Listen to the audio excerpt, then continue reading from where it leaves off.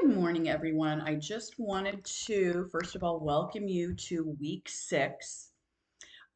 This week, you're going to be completing chapters 9 and 10.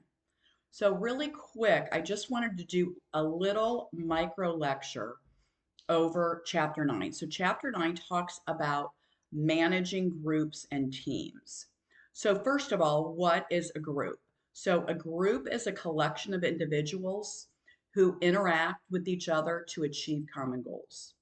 So, groups and teams have become an essential component of an organization's success. In fact, one of the things that employers are looking for now are college graduates that can function well in a group setting. So, they want a more collaborative work environment, and they are looking for college graduates that can A, communicate, and B, collaborate. So, how well do you do in a group situation? And that's really something that we look at a lot here in this class, human relations and business, because the technical skills are the job itself, and that's something that will be taught. But where you're really going to shine is through how well you get along with other people. It's going to be all about your human relation skills. Because remember, people like to work with people they like. They like trustworthy people. They like competent people. They like good communicators. They like people that they feel respect them. They like problem solvers. They like people that can effortlessly flow in a group environment. So being able to work in a group is a key skill for managers and employees alike. Okay, so there's two types of groups. There is going to be your informal group, which is made up of two or more individuals who are associated with each other in ways that are not prescribed by the formal organization. So think of your informal group. These are like your friends at work, the people that you work with that you like. You don't have to associate with them, but you enjoy their company. Then there's the formal work group, and this is made up of your managers, subordinates, or both, with close associations among group members that influence the behavior of individuals in the group. So, your formal work group are the people that you have to work with, the people that you have to work for, and the people that work for you. So it's part of the hierarchy of the organization, and it's the nature of the job. These are the people that you need in order to, complete the objectives of the company.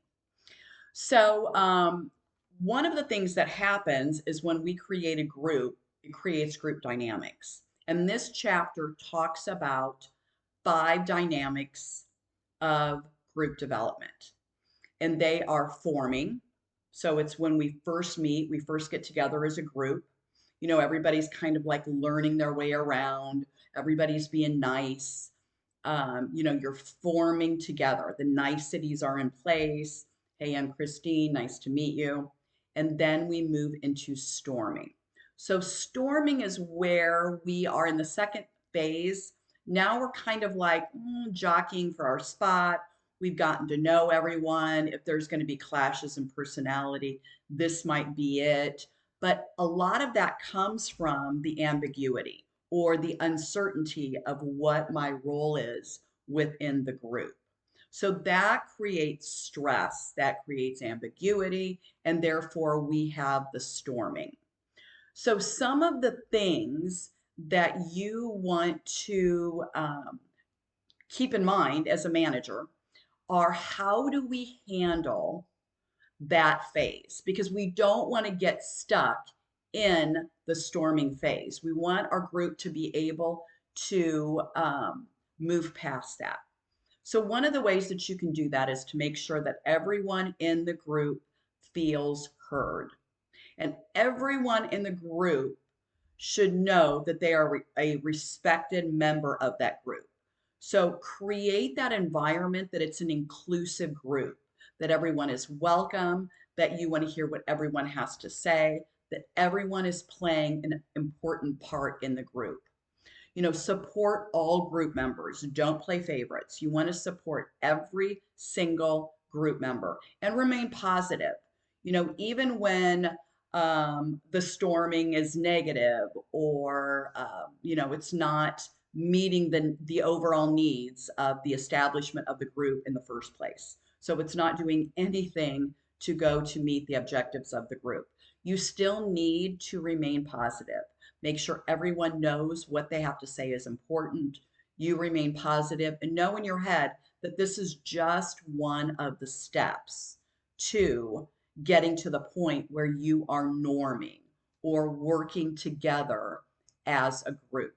So once you get through the storming stage, then you go into the norming stage. So in the norming stage now we all know our roles.